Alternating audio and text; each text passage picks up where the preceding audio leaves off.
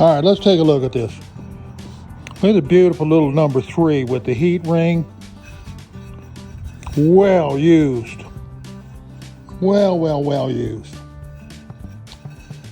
Not familiar with this handle design underneath. Let me flip that around a little bit. Maybe one of you guys know.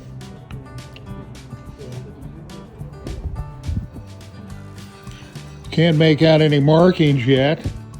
We're going to dump this. Boy, look how heavy that corrosion is there. Do I want to burn it off or put it in the lye tank?